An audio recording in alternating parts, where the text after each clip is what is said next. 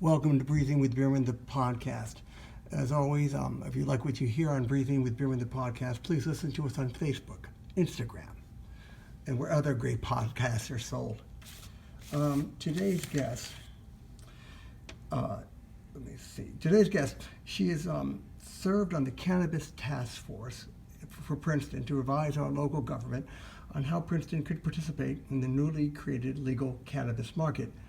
Her personal priorities while she was on the task force, she's no longer on it, were to ensure equitable licensing and enforcement in creating science-based and age-appropriate educational material. She resigned because she's also the founder and CEO of Mod Spotted Plants, a vertically integrated cannabis wellness company that helps their clients in many ways. We'll have to get to that. So, this is what you said, which is quite interesting. The cannabis dispensaries in Princeton, very controversial. You said, like any controversial issue in a town like Princeton, you expect to hear a lot from the opponents, somewhat hear from proponents, but very little from the people who would actually participate in this controversial, should we say, proposal, cannabis dispensaries. Could you give more on that? Well, I think it's easier to get around fear, get around a talking point of fear.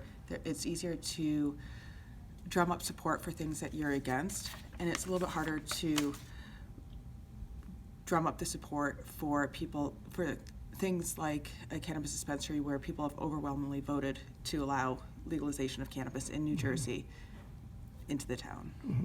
So basically, just to give some background, more than a half of this country has tried marijuana.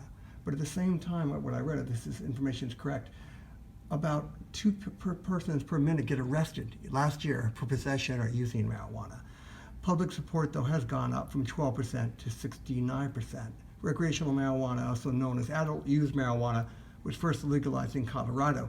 Now, proponents say recreational marijuana can add billions to the economy, create hundreds and thousands of jobs, free up scarce police resources, and stop the huge racial disparities in marijuana enforcement. It also has medicinal purposes, too. Your opponents, what are they saying, and what is your assessment of what they're saying? The opponents? Yes. Yes. The opponents are saying that cannabis is not a well-documented drug, it's not well-studied, and that a dispensary in town can cause increases in crime and unwanted people hanging around.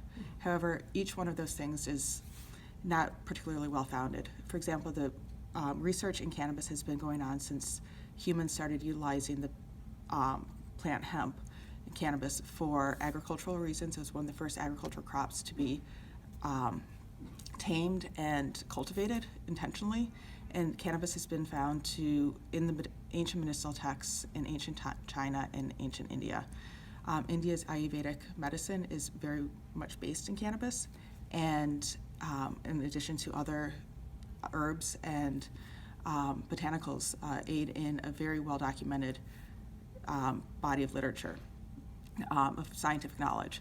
Yes, in the West, we have not studied cannabis very well, and we don't have an FDA that's approving any cannabis products beyond things like Epidiolex and some other very limited uses of cannabinoids. And so I don't think that, I think we do know a lot about cannabis.